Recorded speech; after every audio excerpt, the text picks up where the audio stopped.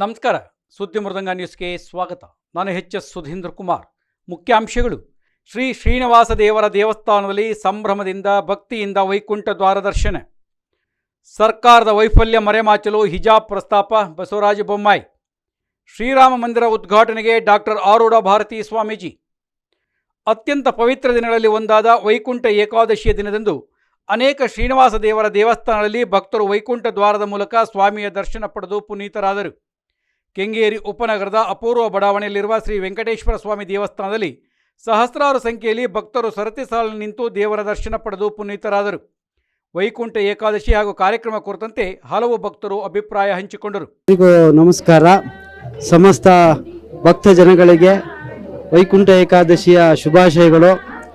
ಈ ಒಂದು ವೆಂಕಟೇಶ್ವರ ಆಲಯ ಕೆಂಗೇರಿ ಉಪನಗರದ 8ನೇ ಮುಖ್ಯ ರಸ್ತೆ ಹಾಗೂ 3ನೇ ಅಡ್ಡ ರಸ್ತೆಯಲ್ಲಿ ಸುಮಾರು 23 ವರ್ಷಗಳಿಂದ ವೈಕುಂಠ ಏಕಾದಶಿಯನ್ನು ಬಹು ವಿಜೃಂಭಣೆಯಿಂದ ಆಚರಿಸಿಕೊಂಡು ಬಂದಿರತಕ್ಕಂಥ ಈ ಒಂದು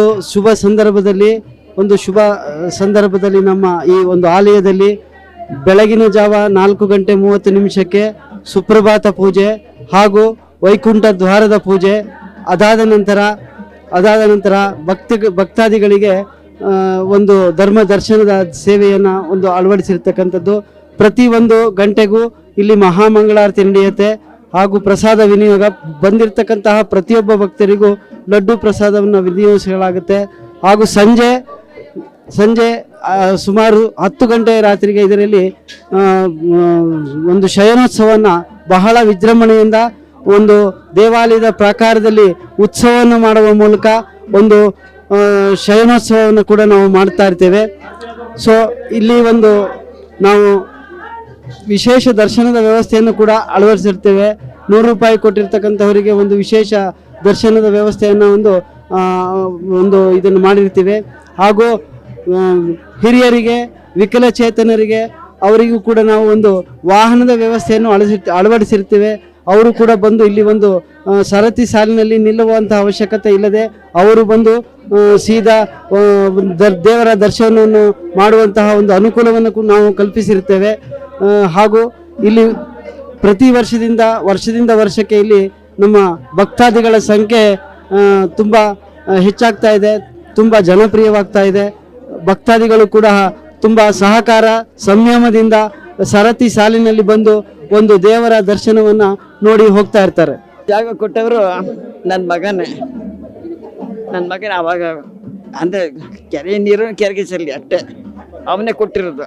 ಆದರೆ ನಮ್ಮ ಅಳಿಯವರೇ ಎಲ್ಲ ನಡ್ಸ್ಕೊಂಡು ಹೋಗ್ತಾ ಇದ್ದಾರೆ ಇದ್ರ ತನಕ. ಅವ್ರಿಗೆ ಯಾವ ಥರ ತೊಂದರೆ ಆಗಲ್ಲ. ವರ್ಷ ವೃದ್ಧಿ ಆಗ್ತಾ ಇದೆ. ಅದರಿಂದ ಅವನ ಶ್ರೀನಿವಾಸನ ಅನುಗ್ರಹ ಹೇಗಿದೆ ಅಂತ ನಾವು ಅರ್ಥ ಮಾಡ್ಕೋಬೇಕು. ನಾವು ಅಂದರೆ ಮೊದಲು ಹೀಗಿರಲಿಲ್ಲ, ಚಿಕ್ಕದಾಗಿತ್ತು, ಇವಾಗ ದೊಡ್ಡ ಇದಾಗಿದೆ. ಅದರಿಂದ ಒಂಥರ ಹೆಮ್ಮೆ. ನಮ್ಮವರೇ ನಾವು ಕೊಟ್ಟ ಜಾಗದಲ್ಲಿ ಶ್ರೀನಿವಾಸ ನಿಂತಿದ್ದಾನೆ ಅಂದರೆ ನಮಗೊಂಥರ ಹೆಮ್ಮೆ. ಅದಕ್ಕೆ ಅಲ್ಲಿ ಬೋರ್ಡ್ ಇದೆ, ಕೆಲವರೆಲ್ಲ ನೋಡ್ತಾರೆ, ಕೆಲವರೆಲ್ಲ ನೋಡಲ್ಲ, ಪರವಾಗಿಲ್ಲ.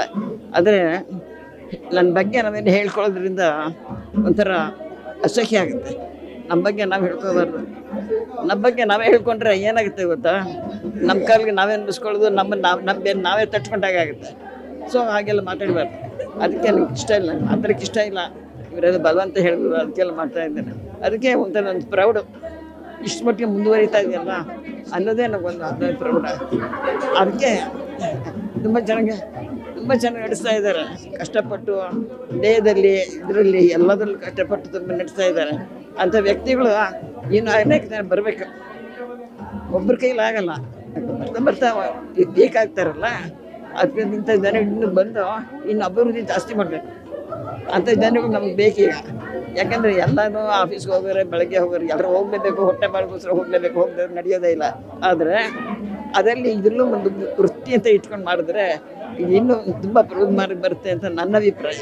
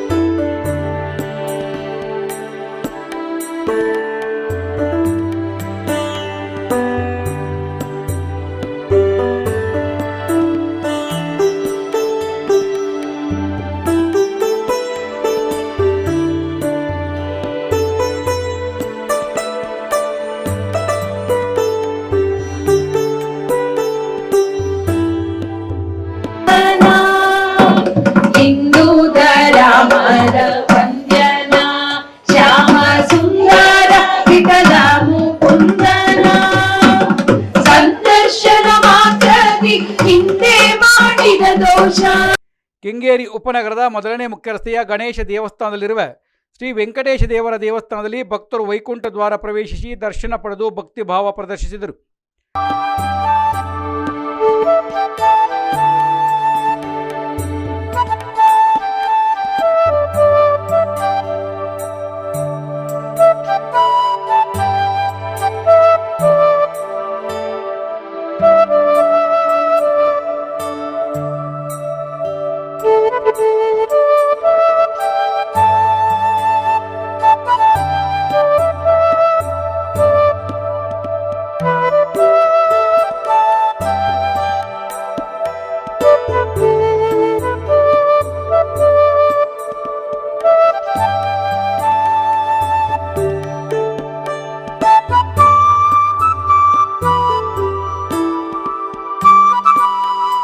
ಕೆಂಗೇರಿ ಉಪನಗರದ ಕೆಎಚ್ಪಿ ಬಡಾವಣೆ ಸಮೀಪ ಇರುವ ಸಂಪಿಗೆ ಶ್ರೀನಿವಾಸ ದೇವರ ದೇವಸ್ಥಾನದಲ್ಲಿಯೂ ಕೂಡ ಭಕ್ತರು ಸರತಿ ಸಾಲಲ್ಲಿ ನಿಂತು ವೆಂಕಟೇಶ ದೇವರ ದರ್ಶನ ಹಾಗೂ ವೈಕುಂಠ ದ್ವಾರ ಪ್ರವೇಶಿಸಿ ಪುನೀತರಾದರು.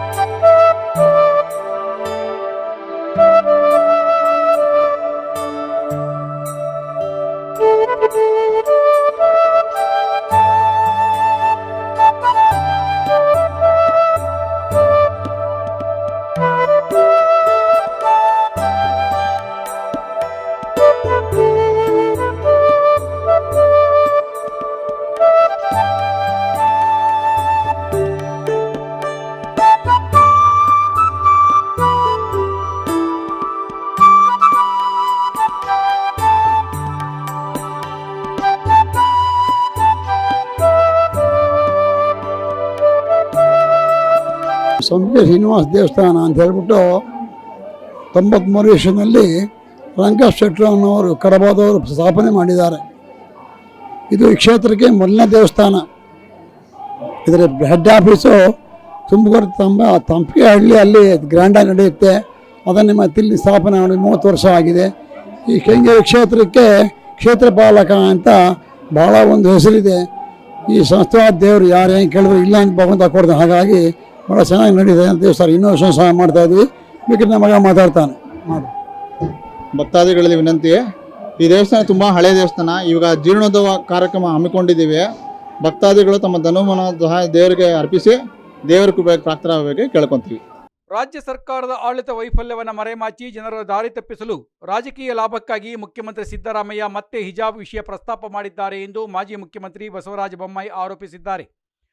ಈ ಕುರಿತು ಮಾಧ್ಯಮಗಳೊಂದಿಗೆ ಮಾತನಾಡಿದ ಅವರು, ರಾಜ್ಯದಲ್ಲಿ ಎಲ್ಲೆಡೆ ಹಿಜಾಬ್ ನಿಷೇಧ ಆಗಿಯೇ ಇಲ್ಲ. ಎಲ್ಲಿ ಡ್ರೆಸ್ ಕೋಡ್ ಇದೆ ಅಲ್ಲಿ ಮಾತ್ರ ನಿಷೇಧ ಇದೆ. ಮಹಿಳೆಯರು ಬೇರೆಡೆ ಎಲ್ಲಿ ಬೇಕೋ ಅಲ್ಲಿ ಹಾಕಿಕೊಳ್ಳಲು ಅವಕಾಶ ಇದೆ. ಹಿಜಾಬ್ ನಿಷೇಧ ಆಗಿಯೇ ಇಲ್ಲ. ಅದನ್ನು ವಾಪಸ್ ಪಡೆಯುವ ಪ್ರಶ್ನೆ ಎಲ್ಲಿಂದ ಬಂತು ಎಂದು ಪ್ರಶ್ನಿಸಿದರು. 1984ರಲ್ಲಿ ಸಮಗ್ರ ಶಿಕ್ಷಣ ಕಾಯ್ದೆ ಅನ್ವಯ ಶಾಲಾ ಸಮವಸ್ತ್ರ ಜಾರಿಗೆ ತರಲಾಗಿತ್ತು. ಅದನ್ನು ನಮ್ಮ ಅವಧಿಯಲ್ಲಿ ಜಾರಿಗೆ ತರಲಾಗಿತ್ತು. ಮುಖ್ಯಮಂತ್ರಿಗಳು ಅದನ್ನು ಹಿಂದೆ ಪಡೆಯುವ ಮಾತನಾಡಿದ್ದಾರೆ. ಹಿಜಾಬ್ ಪ್ರಕರಣ ಈಗಾಗಲೇ ಕೋರ್ಟ್ನಲ್ಲಿ ಇದೆ. ರಾಜಕೀಯ ಕಾರಣಕ್ಕೆ ಹಿಜಾಬ್ ಪ್ರಸ್ತಾಪ ಮಾಡಿದ್ದಾರೆ. ಇದನ್ನು ಖಂಡಿಸುತ್ತೇವೆ ಎಂದರು. ಬೆಳಗಾವಿಯಲ್ಲಿ ಅಧಿವೇಶನ ನಡೆಯುತ್ತಿರುವಾಗ ಹುಬ್ಬಳ್ಳಿಯಲ್ಲಿ ಮುಖ್ಯಮಂತ್ರಿಗಳು ಅಲ್ಪಸಂಖ್ಯಾತರಿಗೆ 10,000 ಕೋಟಿ ಕೊಡುವುದಾಗಿ ಘೋಷಣೆ ಮಾಡಿದರು. ಅಭಿವೃದ್ಧಿಗೆ ಅವರ ಬಳಿ ಹಣ ಇಲ್ಲ. ಅವರ ಪಕ್ಷದ ಶಾಸಕರೇ ಬಹಿರಂಗವಾಗಿ ಹೇಳಿದ್ದಾರೆ. ಪತ್ರ ಕೂಡ ಬರೆದಿದ್ದಾರೆ. ರಾಜ್ಯದಲ್ಲಿ ಬರ ಇದೆ, ಮಹಿಳೆಯರಿಗೆ ರಕ್ಷಣೆ ಇಲ್ಲ, ಮಕ್ಕಳಿಂದ ಶೌಚಾಲಯ ತೊಳೆಸುವ ಮಟ್ಟಕ್ಕೆ ಈ ಸರ್ಕಾರ ದಿವಾಳಿಯಾಗಿದೆ. ಎಲ್ಲ ಸಮಸ್ಯೆಗಳ ಮರೆತು ರಾಜ್ಯದ ಜನರ ದಾರಿ ತಪ್ಪಿಸಲು ಈ ರೀತಿಯ ಹೇಳಿಕೆ ಕೊಡುತ್ತಿದ್ದಾರೆ ಎಂದು ಹೇಳಿದರು. IT ರೇಡ್ ಆಗಿ ಕಾಂಟ್ರಾಕ್ಟರ್ ಬಳಿ ಕೋಟ್ಯಾಂತರ ಹಣ ಸಿಕ್ಕಿತು. ಆಗಲೂ ದಾರಿ ತಪ್ಪಿಸುವ ಕೆಲಸ ಮಾಡಿದರು. ಯಾವುದೇ ಅಭಿವೃದ್ಧಿ ಮಾಡದ ಸರ್ಕಾರ ರಾಜ್ಯದಲ್ಲಿ ಬಂದಿದೆ. ಶಾಲಾ ಮಕ್ಕಳಲ್ಲಿ ಒಡಕುಂಟು ಮಾಡುವ ಉದ್ದೇಶ ಇದರಲ್ಲಿದೆ. ಭವಿಷ್ಯದಲ್ಲಿ ಇದು ದೊಡ್ಡ ಮಟ್ಟದ ಪರಿಣಾಮ ಬೀರುತ್ತದೆ. ಮಕ್ಕಳಲ್ಲಿ ತಾವು ಯಾವ ಧರ್ಮಕ್ಕೆ ಸೇರಿದ್ದೇವೆ ಎಂದು ವಿಷಬೀಜ ಬಿತ್ತುವ ಪ್ರಯತ್ನ ನಡೆಯುತ್ತಿದೆ. ರಾಜಕೀಯ ಉದ್ದೇಶಕ್ಕೆ ಮಾಡುತ್ತಿರುವ ಈ ಪ್ರಯತ್ನಕ್ಕೆ ಜನ ತಕ್ಕ ಉತ್ತರ ನೀಡುತ್ತಾರೆ ಎಂದರು. ಹಿಜಾಬ್ ವಿಚಾರದಲ್ಲಿ ಅಂತಾರಾಷ್ಟ್ರೀಯ ಮಟ್ಟದಲ್ಲಿ ಚರ್ಚೆಯಾಗುತ್ತಿದೆ. ಇರಾನ್ನಲ್ಲಿ ಮಹಿಳೆಯರು ಹಿಜಾಬ್ ವಿರುದ್ಧ ಸ್ವಾತಂತ್ರ್ಯಕ್ಕಾಗಿ ಹೋರಾಟ ಮಾಡುತ್ತಿದ್ದಾರೆ. ಸುಪ್ರೀಂ ಕೋರ್ಟ್ನಲ್ಲಿ ಪ್ರಕರಣ ಇದ್ದಾಗ ಮುಖ್ಯಮಂತ್ರಿಗಳು ಈ ಬಗ್ಗೆ ಹೇಳಿಕೆ ನೀಡುವ ಅಗತ್ಯ ಏನಿತ್ತು? ಕೋರ್ಟ್ ಈ ಬಗ್ಗೆ ಗಮನ ಹರಿಸುತ್ತದೆ ಎನ್ನುವ ವಿಶ್ವಾಸ ಇದೆ ಎಂದು ಹೇಳಿದರು. ಇದೇ ವೇಳೆ ಬರಗಾಲದ ಸಂದರ್ಭದಲ್ಲಿ ಮುಖ್ಯಮಂತ್ರಿ ಸಿದ್ದರಾಮಯ್ಯ ಹಾಗೂ ಸಚಿವರು ಐಷಾರಾಮಿ ಜೆಟ್ ವಿಮಾನದಲ್ಲಿ ಪ್ರಯಾಣ ಮಾಡಿರುವ ಕುರಿತು ಕೇಳಿದ ಪ್ರಶ್ನೆಗೆ ಪ್ರತಿಕ್ರಿಯಿಸಿದ ಅವರು, ಸಿಎಂ ಹಾಗೂ ಸಚಿವರು ಆತ್ಮಾವಲೋಕನ ಮಾಡಿಕೊಳ್ಳಲಿ ಎಂದು ಹೇಳಿದರು. ರಾಜ್ಯ ಸರ್ಕಾರ ಹಿಂದುಳಿದ ವರ್ಗಗಳ ಆಯೋಗದ ಮೂಲಕ ಅಧಿಕೃತ ಜಾತಿ ಗಣತಿ ಮಾಡಿಸಿಲ್ಲ. ಹೀಗಾಗಿ ಈಗ ಬಿಡುಗಡೆ ಮಾಡುವುದು ಜಾತಿ ಗಣತಿಯಲ್ಲ. ಅಖಿಲ ಭಾರತ ಲಿಂಗಾಯತ ವೀರಶೈವ ಮಹಾಸಭೆ ಪ್ರತಿ ವರ್ಷ ಸಮಾಜವನ್ನು ಒಗ್ಗೂಡಿಸುವ ಸಲುವಾಗಿ ಸಮ್ಮೇಳನ ನಡೆಯುತ್ತದೆ. ಈ ವರ್ಷ ದಾವಣಗೆರೆಯಲ್ಲಿ ನಡೆಸಲಾಗುತ್ತಿದೆ ಎಂದರು. ಈ ಸಮಾವೇಶದಲ್ಲಿ ಜಾತಿ ಗಣತಿ ವಿರೋಧಿಸುವ ನಿರ್ಧಾರ ಕೈಗೊಳ್ಳಲಾಗುತ್ತದೆಯೇ ಎಂದು ವರದಿಗಾರರು ಕೇಳಿದ ಪ್ರಶ್ನೆಗೆ ಉತ್ತರಿಸಿದ ಅವರು, ಹಿಂದುಳಿದ ವರ್ಗದ ಆಯೋಗ ಮಾಡಿರುವುದು ಜಾತಿ ಗಣತಿಯೇ ಅಲ್ಲ, ಎಲ್ಲ ಸಮುದಾಯಗಳ ಶೈಕ್ಷಣಿಕ ಮತ್ತು ಆರ್ಥಿಕ ಪರಿಸ್ಥಿತಿ ಹೇಗಿದೆ ಅಂತ ಅಧ್ಯಯನ ಮಾಡಿದೆ. ರಾಜ್ಯ ಸರ್ಕಾರಕ್ಕೆ ಜಾತಿ ಗಣತಿ ಮಾಡುವ ಅಧಿಕಾರ ಇಲ್ಲ. ಬೇರೆ ರಾಜ್ಯಗಳ ಜಾತಿ ಗಣತಿಗಳ ಬಗ್ಗೆಯೂ ಸುಪ್ರೀಂ ಕೋರ್ಟ್ನಲ್ಲಿ ಚರ್ಚೆ ನಡೆಯುತ್ತಿದೆ. ಈಗಿರುವ ಹಿಂದುಳಿದ ವರ್ಗದ ಅಧ್ಯಕ್ಷರು ಈಗಾಗಲೇ ಸಿದ್ಧವಾಗಿರುವ ವರದಿಯನ್ನು ಏಕೆ ಇಟ್ಟುಕೊಂಡಿದ್ದಾರೆ?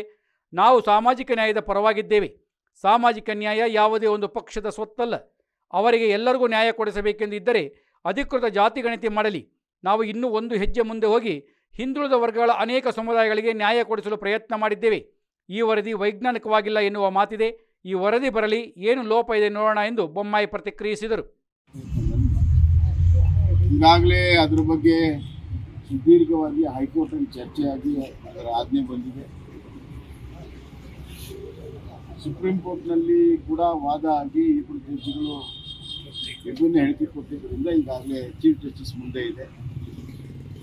ಅವರು 3 ಮೆಂಬರ್ ಬೆಂಚನ್ನು ಮಾಡಿ ತೀರ್ಮಾನವನ್ನು ಮಾಡ್ತಾರೆ.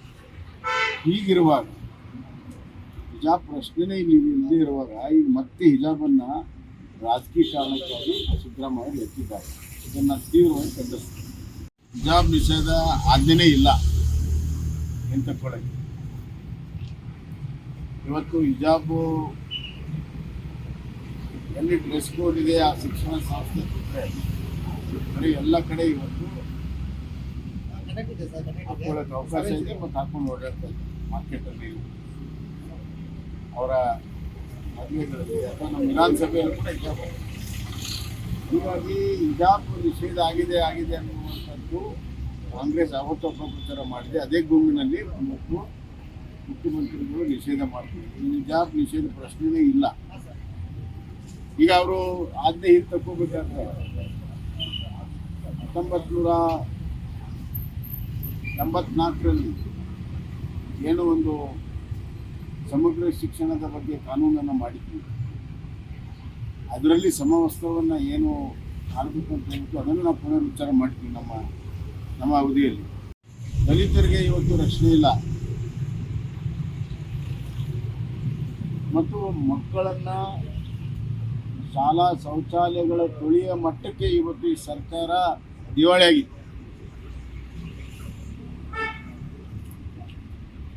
ಕಾವೇರಿ ಸಮಸ್ಯೆ ಇದೆ, ಕೋವಿಡ್ ಬರ್ತಾ ಇದೆ. ಇಷ್ಟೆಲ್ಲ ಸಮಸ್ಯೆಗಳಿದ್ದರೆ ಅವುಗಳನ್ನು ಬಗೆಹರಿಸೋದಕ್ಕೆ ಮುಖ್ಯಮಂತ್ರಿಗಳು ಸಮಯ ಕೊಟ್ಟಿಲ್ಲ.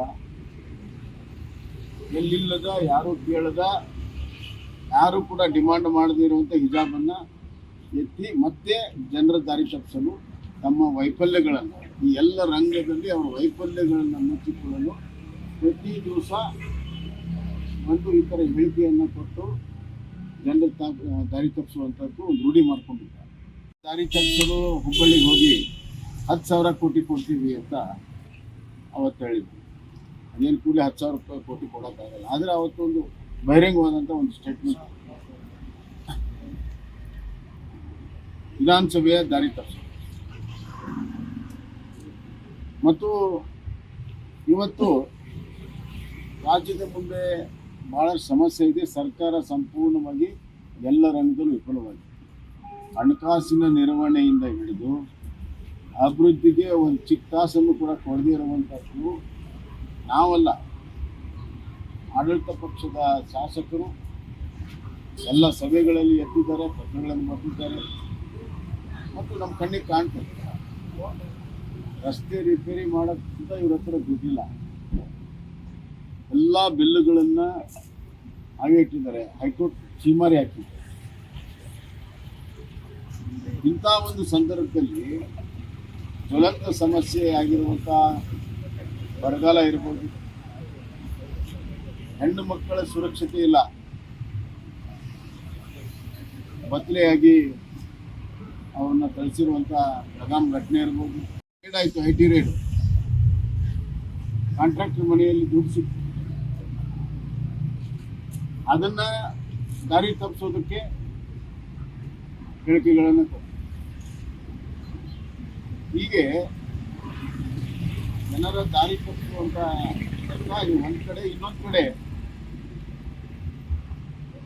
ಮೈನಾರಿಟಿಯನ್ನ ಓಲೈಸುವಂತ ರಾಜಕಾರಣ ನಿರಂತರವಾಗಿ ಮಾಡ್ತಾ ಇದೆ. ಹೀಗಾಗಿ ಕರ್ನಾಟಕದ ಸರ್ಕಾರದ ದುರ್ದೈವ, ಯಾವುದೇ ಅಭಿವೃದ್ಧಿ ಕಾಣದಿರುವಂತ ಒಂದು ಸರ್ಕಾರ ಇವತ್ತು ತಂದು ಸರಿ ಇದೆ. ನಾವು ಸಾಮಾಜಿಕ ನ್ಯಾಯ ಪರವಾಗಿರೋರೆ. ಸಾಮಾಜಿಕ ನ್ಯಾಯ ಯಾವುದೇ ಒಂದು ಪಕ್ಷದ ಗುತ್ತಿಗೆ ಅಲ್ಲ. ಸಾಮಾಜಿಕ ನ್ಯಾಯ ಮಾಡಿಕೊಂಡೇ ಬಂದಿರೋರು ನಾವು. ಸಾಮಾಜಿಕ ನ್ಯಾಯಕ್ಕೆ ನೀವು ಅದರಲ್ಲಿ ಹಿಂದುಳಿದ ವರ್ಗದ ಜಾತಿ ಗಣತಿ ಮಾಡುವಾಗ ಜಾತಿ ಗಣತಿ ಅಂತಲೇ ನೀವು ಅಧ್ಯಯನ ಮಾಡಿ, ಅದಕ್ಕೆ ಇವತ್ತು ಅವ್ರ ಪಕ್ಷದಲ್ಲಾಗಲಿ ನಮ್ಮ ಪಕ್ಷದಲ್ಲಾಗಲಿ ಏನು ಕೆಲವರೆಲ್ಲ ಏನು ಕೇಳ್ತಾ ಇದ್ದಾರೆ, ಆ ಜಾತಿ ಗಣತಿ ಅಂತ ಹೊಸದಾಗಿ ಮಾಡಿ, ವೈಜ್ಞಾನಿಕವಾಗಿ ಮಾಡಿ, ನಿಖರವಾಗಿ ಮಾಡಿ ಅಂತ ಕೇಳ್ತಾ ಇದ್ದಾರೆ.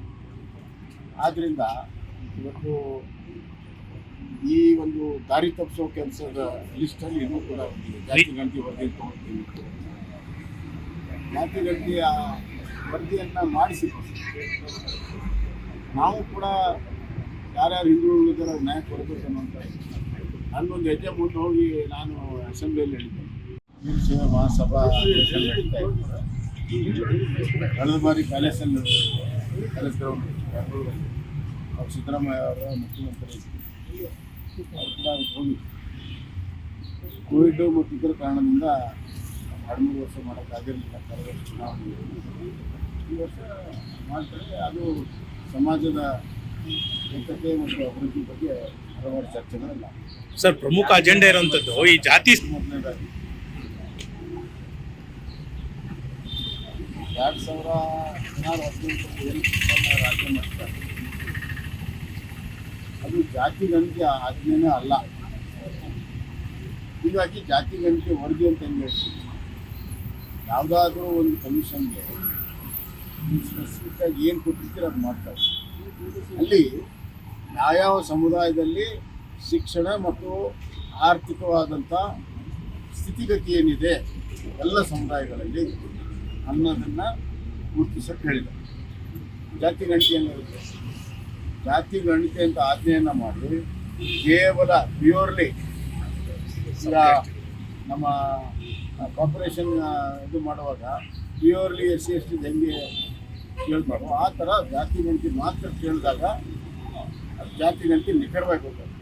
ಈ 101 ಪ್ರಶ್ನೆಗಳಲ್ಲಿ ನಿಮ್ಮ ಜಾತಿ ಏನನ್ನುವಂಥದ್ದು ಅದ್ರ ನೋಂದಾಯಿಸಾಗಿತ್ತು. ಹೀಗಾಗಿ ಆಜ್ಞೆನೇ ಜಾತಿ ಗಣತಿ ಅಲ್ಲ. ಈಗ ಅವತ್ತು ಆ ಪ್ರಶ್ನೆ ಕೇಳಿದ್ವಿ, ಜಾತಿ ಗಣತಿ ಇದು ಅಂತ. ಇಲ್ಲ ಅಂತ ಇದು ಕೇವಲ ಶೈಕ್ಷಣಿಕ ಮತ್ತು ಆರ್ಥಿಕ ಸ್ಥಿತಿಗತಿಗಳ ಬಗ್ಗೆ ಸೋಷಿಯೋ ಎಕನಾಮಿಕ್ ಸರ್ವೆ ಅಂತ ಸಿದ್ದರಾಮಯ್ಯ ಹೇಳಿರುವಂಥ ಹೇಳಿಕೆಗಳೇ ಇದ್ದಾವೆ.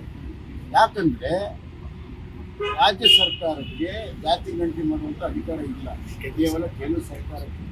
ಬೇರೆ ಬೇರೆ ರಾಜ್ಯಗಳಲ್ಲಿ ಆದಂಥ ಜಾತಿ ಗಣತಿ ಎಲ್ಲವೂ ಸುಪ್ರೀಂ ಕೋರ್ಟ್ನಲ್ಲಿ 6 ಅಪೀಲ್ಸ್ ಪೆಂಡಿಂಗ್. ಈಗ ಅವರ ನಾಯಕರಾದಂಥ ರಾಹುಲ್ ಗಾಂಧಿಯವರು ಜಾತಿ ಗಣತಿ ಅಂದರೆ ಏನೋ ಒಂದು ದೊಡ್ಡ ಹೊಸದಾಗಿ ಏನೋ ಕಂಡುಹಿಡಿದ ರೀತಿಯಲ್ಲಿ ಅವ್ರು ಏನು ಮಾತಾಡ್ತಾ ಇದ್ದಾರೆ ಅವ್ರನ್ನ ಹೋಲಿಕೆ ಮಾಡೋದಕ್ಕೆ ಇದು ಜಾತಿ ಗಣತಿ ಅಂತ ಸಿದ್ದರಾಮಯ್ಯವರು ಜನರ ಮರುವು ಭಾಳ ಜಾಸ್ತಿ ಇರುತ್ತೆ ಅಂದ್ಕೊಂಡಿದ್ದಾರೆ. ಜನ ಬರ್ತಿಲ್ಲ, ಜಾತಿ ಗಣತಿಗೆ ಆಜ್ಞೆನೇ ಮಾಡಿದೆ, ಇದನ್ನು ಜಾತಿ ಗಣತಿಗೆ ಪರಿವರ್ತನೆ ಮಾಡ್ತಾರೆ. ಮತ್ತು ಈಗಿನ ಹಿಂದುಳಿದ ಅಧ್ಯಕ್ಷರು ಈಗಾಗಲೇ ಅದು ವರದಿ ಕೊಟ್ಟಾಗಿದೆ, ಅದರಲ್ಲಿ ಮತ್ತೇನು ಮಾಡೋದಿಲ್ಲ, ಇಷ್ಟೇ ಅದೇ ವರದಿ ನೀಡ್ಬೋದಲ್ಲ. ಮೂಲ ಪ್ರತಿನಿಧಿ ಕಾಣೆಯಾಗಿದೆ ಅಂತ ಹೇಳ್ತಾರೆ. ಅದೇ ನನಗೆ ಅಲ್ಲಿ ಅವರು ಸೆಕ್ರೆಟರಿ ಸೈನ್ ಮಾಡಿಲ್ಲ, ಮೂಲ ಪ್ರತಿನಿಧಿ ಕಾಣೆಯಾಗಿದೆ. ಈ ಜಿಲ್ಲೆಯಿಂದ ತೊಗೊಂಡು ಬಂದು ನಾವು ಮಾಡ್ತೀವಿ ಹೆಂಗೆ ಮಾಡ್ತಾರೆ, ಅದು ಅಥೆಂಟಿಕೇಶನ್ ಏನು?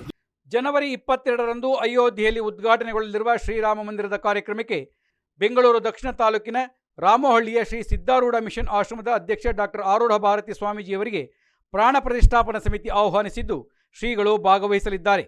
ವಿಶ್ವ ಹಿಂದೂ ಪರಿಷತ್ತಿನ ವತಿಯಿಂದ ಲಕ್ಷ್ಮೀಕಾಂತ ಮೊದಲಾದವರು ಶುಕ್ರವಾರ ಆಶ್ರಮಕ್ಕೆ ಭೇಟಿ ನೀಡಿ ಅಧಿಕೃತ ಆಮಂತ್ರಣ ನೀಡಲಾಯಿತು.